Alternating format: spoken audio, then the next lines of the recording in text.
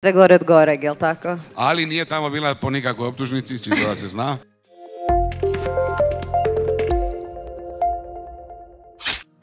Važan dio, segment profesionalnog života Vesne Pisarović. Ako želite dug i uspješan odnos sa partnerom, nikad ga ne vodite na svoj posao. Je li to istina? Da Dragi ne dolazi na koncerte ili se promijenilo nešto? Pa da, uvijek sam se pitala kako je to kad putuješ u kombiju s nekim s kime večeraš, razgovaraš, dijeliš intime trenutke. Kako je to kad s njim si opet na stage-u, pa onda nakon toga opet u hotelu. Malo too much za mene, tako da ja volim dijeliti te stvari. Privatno i poslovno. Vesna, je li moguće uopće onaj podatak koji smo izvukli dok smo se pripremali za razgovor, da prvi album koji dan danas svi živi pjevaju je odbijen? Je li to urbana legenda ili se to uistinu dogodilo kod ove velike diskografske kuće? Pa to je normalna stvar. Evo sad sam snimila album koji se zove Poravna i smatram ga jako dobrim. Stvarno sa vrhunskim muzičarima sam ga snimila. Bavi se temom sevdaha i odbijan je od recimo nekakvih, pa rekla bih 60 labelova. To je normalna stvar. To je tako. Ali bit će objavljen, ako ne sada bit će posthumno, ni to nije loše. Jeste li kada imali želju s nekim posebnim umjetnikom surađivati, a da niste stigli ili niste pitali? Jesam.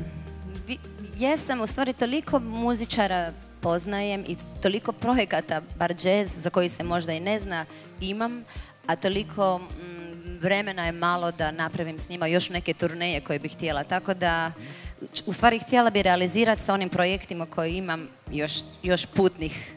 Još usput ono da se pokupi. Znači ima mjesta u kombiju na sljedećim putovanjima uvijek za dobre glazbenike. Vesna, za ove koji nisu sigurni, koliko je adresa do sada bilo u životu umjetnice službeno? Misliš kad sam studirala, kad sam prestala studirati, kad sam počela ponovno studirati ili ono što želim u budućnosti? Može sve. Dakle, kad sam studirala, živjela sam prvo u Španskom, pa u Sopotu, pa u Sopotu, pa u Španskom, pa u Sopotu. Nakon toga sam odlučila napustiti Hrvatsku. Pa logično, sam živjela... zbog Španskog i Sopota. Pa sam živjela u Den Haagu, sve gore od goreg, jel tako? Ali nije tamo bila po nikakvoj optužnici, čisto da se zna. Ali su me čak tražili da dođem našim zatvorenicima predavati hrvatski jezik.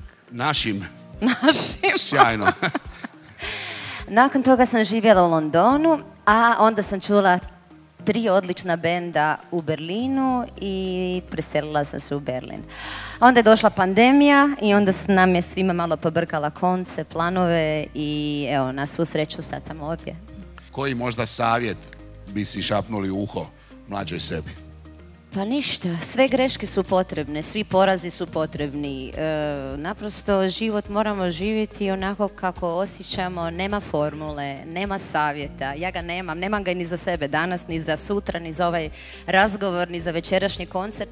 Nekako uvijek osjećam, i to je možda najbitnije, da je svaki dan iznova i svaki dan je iz nule. I svaki dan treba biti ponizni pred tim što radimo, a ja sam ponizna pred kraljicom muzikom, to je moja neka religija i u tome sam se našla. Tako da ja nemam savjeta osim da blagoslovljene su u stvari oni koji imaju strast prema nečemu, prema fotografiji, prema pjevanju, prema, ne znam, stolariji ili voditeljstvu.